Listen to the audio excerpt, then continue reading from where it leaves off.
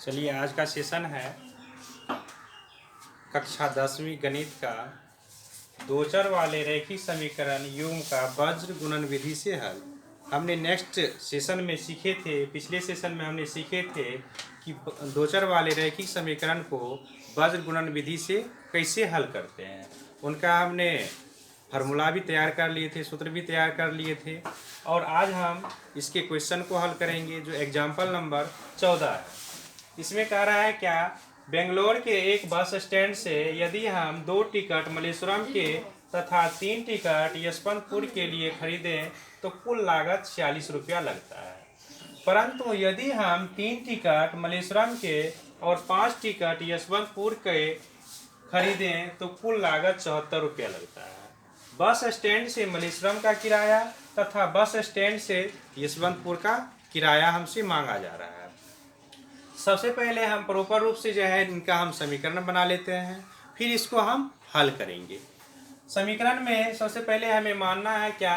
हमें मान लिए हैं क्या कि माना कि बस स्टैंड से मलेश्वरम का किराया x रुपया और बस स्टैंड से यशवंतपुर का किराया y रुपया। पहला हमें कह रहा है क्या कि 2 टिकट हम मलेश्वरम के लिए ले रहे हैं तो 2 टिकट तो 2x हो गया, और फिर 3 टिकट यशवंतपुर के लिए ले रहे हैं तो 3y हो गया, और दोनों टिकट को मिला करके हमें पैसा देना पड़ रहा है तो दोनों को हम क्या किए, जोड़ दिए, और कुल पैसा कितना देना पड़ रहा है, 46 रुपया देना पड़ रहा है, तो हम 46 कर दिए। ये समीकरण 1 तैयार हो गया।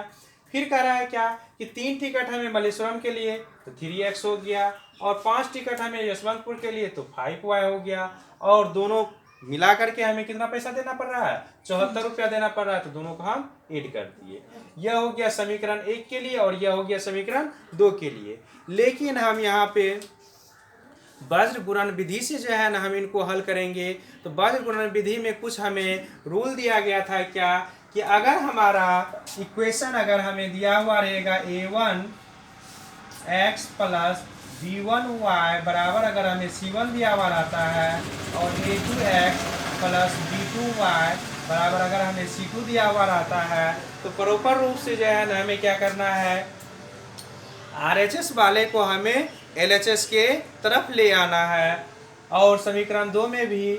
RHS वाले को LHS वाले के तरफ ले आना है। तभी जा करके जब इसका आप हल कीजिएगा तो इस फॉर्मूला पे आपका मान निकल पाएगा।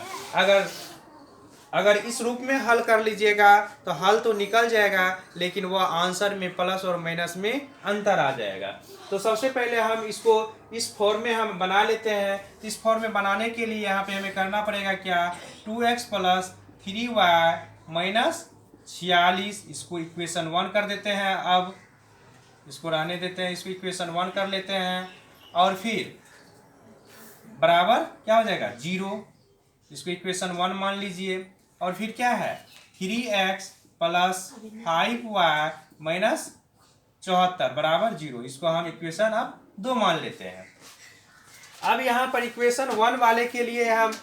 a1 b1 का प्रयोग करते हैं, और इक्वेशन 2 वाले के लिए हम a2 b2 c2 का प्रयोग करते हैं। तो यहाँ पे हो जाएगा मेरा a1 बराबर हो जाएगा 2, b1 बराबर हो जाएगा कितना 3,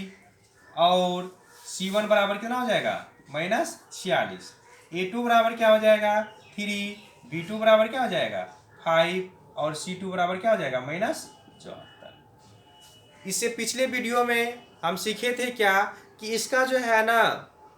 वज्र गुणन विधि से जो है ना हम इनका हल कैसे करेंगे, किस फॉर्मूला पे करेंगे कि हमारा आसान रूप में निकल जाए। मतलब हम एक ट्रिक के साथ इसको जो है ना हम सीखे थे, और वह जो है ना अब ट्रिक हम इस सवाल में उपयोग करेंगे जो कि बहुत ही आसान है। इसका हम उपयोग कर लेते हैं। यहाँ पे x बराबर क्या हम निकाले हैं, b1 c2 minus b2 c1 बटे a1 b2 minus b1 a2।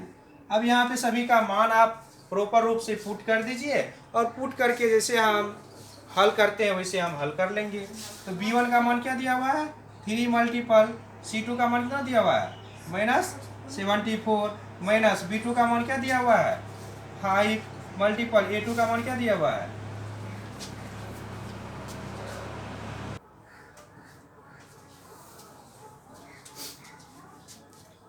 अब यहाँ पर देखिए B2 का मान 5 रख दिए, और क्या है C1 है, C1 का मान कितना है -46 है, बट A1 का मान कितना दिया हुआ है 2 मल्टीपल, और क्या है B2 का मान क्या है 5 है, माइनस यहाँ पर B1 का मान क्या है 3 है, और A2 का मान क्या है 3 है। अब इसको मल्टीपल कीजिएगा तो 3 से 4 को मल्टीपल कीजिएगा, 3 चौके 12 हासिल बच गया 1, 3 सत्ते 21 1 22, इसमें तो माइनस में, यहाँ पर माइनस माइनस प्लस, 5 6 के 30 हासिल बचा 3, 5 चौके 20 3 23, बट 10 माइनस 9। अब यहाँ पर 222 घटेगा किस में से 230 में से घटेगा, क्या हो जाएगा 8 बटे 1 बराबर 8। x का मान कितना निकल गया 8 निकल गया। अब हम y का मान निकाल लेते हैं, तो y बराबर क्या होता है formula a2 minus C1 minus A1 C2 but A1 B2 minus B1 A2 बराबर, यहाँ पर A2 का मान क्या दिया हुआ है, A2 का मान आपको 3 दिया हुआ है, और C1 का मान कितना दिया हुआ है -46 दिया हुआ है, माइनस A1 का मान क्या दिया हुआ है 2 दिया हुआ है, और C2 का मान कितना दिया हुआ है -74 दिया हुआ है, बट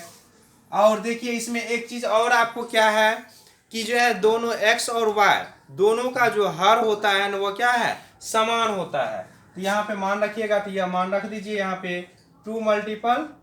5 माइनस 3 मल्टीपल 3, A1 का मान क्या दिया हुआ है 2 दिया हुआ है, और B2 का मान 5 दिया हुआ है, B1 का मान क्या दिया हुआ है 3 दिया हुआ है, और A2 का मान क्या दिया हुआ है 3 दिया हुआ है।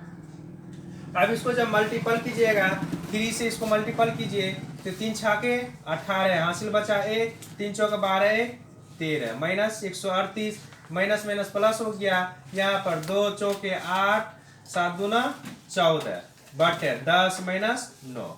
अब यहाँ पर 138 में से 138 माइनस में है और 148 प्लस में है, घटाइए तो क्या बच जाएगा यहाँ पे 10 बच जाएगा, 8 में से 8 जाएगा 10, 4 में से 3 घटेगा 1, 1 में से गया 0 बट 1, तो y बराबर कितना निकल गया 10 और x बराबर कितना निकल गया, ये हो गया हमारा किराया हो गया। अब इसमें जो है ना